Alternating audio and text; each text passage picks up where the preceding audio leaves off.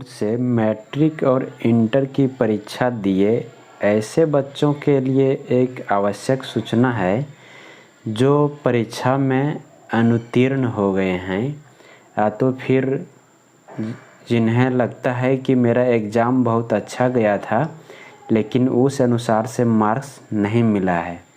तो ऐसे बच्चों के लिए एक जैक के द्वारा सूचना जारी किया गया है। अनुत्तीर्ण हो गए हैं अर्थात जिनका मार्कशीट में लिखा हुआ होगा मार्जिनल, तो वैसे बच्चों के लिए एक सूचना है और ये 18 जून से 28 जून तक के लिए ये डेट दिया गया है इस सूचना के अनुसार से।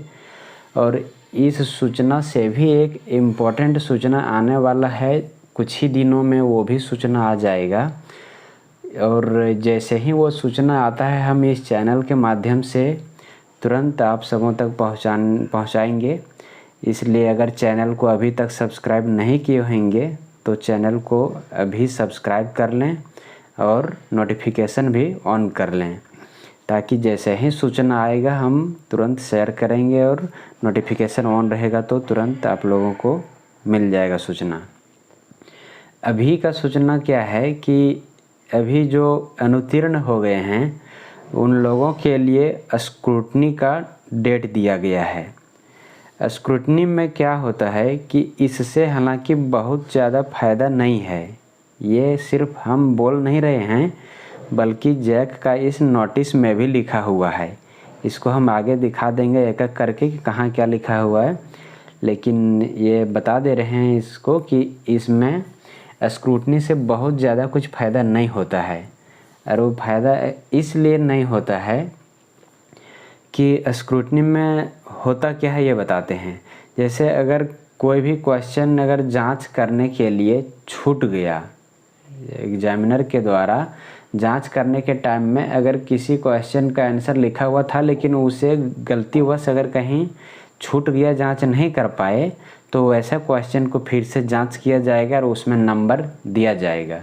दूसरा क्या होता है कि अगर किसी क्वेश्चन को जांच करने के बाद उसमें नंबर दिया गया लेकिन उस नंबर को जोड़ने समय फ्रंट पेज में जहाँ पे सब लिखा जाता है सब क्वेश्चन का नंबर, वहाँ पे अगर उस क्वेश्चन का जो नंबर मिला था उसको नंबर को अगर चढ़ाने में अगर कहीं गलती हो गया और उसका नंबर यहाँ पे नहीं चढ़ सका और वो छूट गया तो उस नंबर को जोड़ा जाएगा। और तीसरा क्या होता है कि सभी क्वेश्चन का नंबर फ्रंट पेज में लिखा जाता है, उसको जोड़ा जाता है। उसको जोड़ने में अगर कहीं कुछ गलती हो गया हो तो उसको जोड़ करके फिर से और सुधारा जाएगा। यही तीनों केस होता है स्क्रूटनी में। इसीलिए और ये सब तीनों में से कहीं पर भी कुछ गलती होने का चांस बहुत कम रहता है। इसीलिए स्क्रूटनी में विशेष कुछ फ़ायदा होने का चांस नहीं के बराबर रहता है। तो ऐसे में क्या करना है कि स्क्रूटनी क्या करके और इसके इंतज़ार में रहना नहीं है।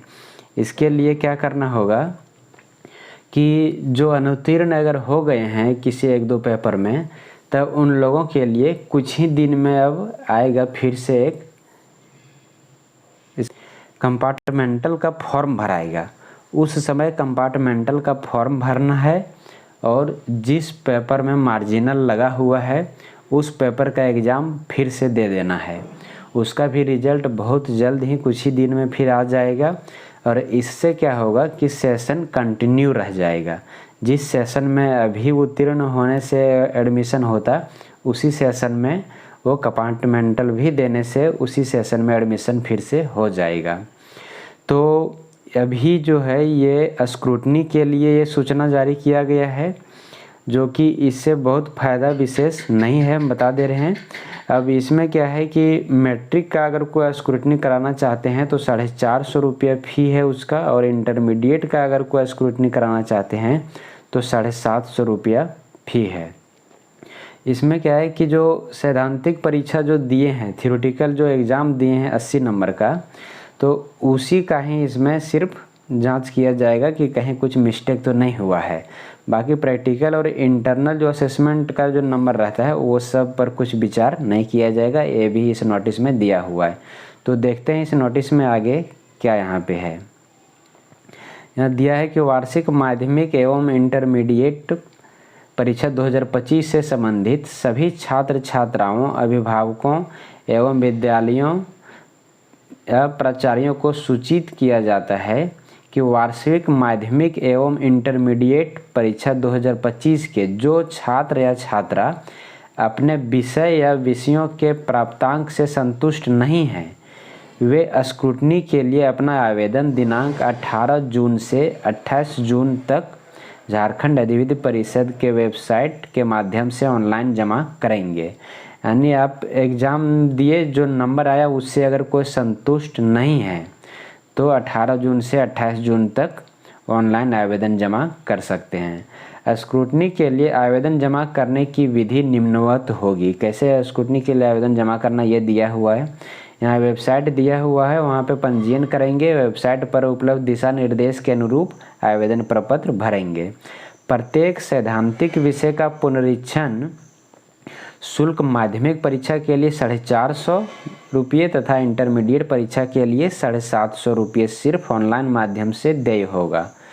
मैट्रिक के लिए 450 और इंटर के लिए 750 रुपया फी जमा करना होगा।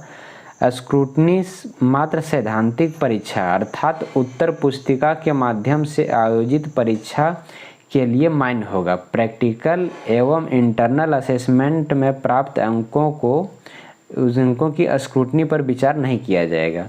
प्रैक्टिकल और इंटरनल असेसमेंट नंबर पर स्क्रूटनी पर विचार नहीं किया जाएगा। सिर्फ सैद्धांतिक परीक्षा का जो एग्ज़ाम दिए हैं उसी पर ही विचार किया जाएगा। आगे दिया हुआ है,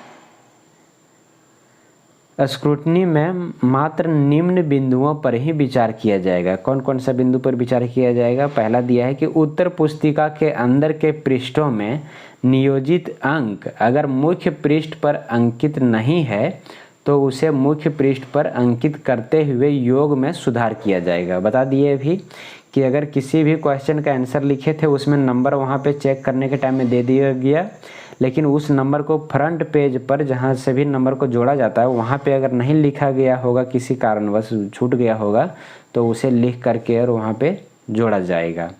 दूसरा कि अगर कोई प्रश्नोत्तर बिना मूल्यांकन के रह गया है तो उसका मूल्यांकन किया जाएगा। अर्थात किसी क्वेश्चन का आंसर आप लिखे थे लेकिन उसका अगर जांच नहीं हो पाया था, किसी कारण से अगर छूट गया होगा, तो उसको फिर से जांच किया जाएगा और उसका नंबर दिया जाएगा। ये अंकों का योग अगर सही नहीं है तब उसमें सुधार किया जाएगा। अंकों का योग सभी क्वेश्चन में, कौन सा क्वेश्चन में कितना नंबर आया वो फ्रंट पेज में लिखा हुआ रहता है, उसको फिर सबको जोड़ा जाता है। अगर वो जोड़ करने में कहीं पर भी कुछ गलती हुआ तो उसे फिर से जोड़ा जाएगा। आगे दिया है कि स्क्रूटनी के लिए आवेदन देने वाले छात्रों को स्पष्ट किया जाता है कि स्क्रूटनी के तहत मूल्यांकित प्रश्नों का पुनर्मूल्यांकन नहीं किया जाता है। इसका मतलब हुआ कि जो भी किसी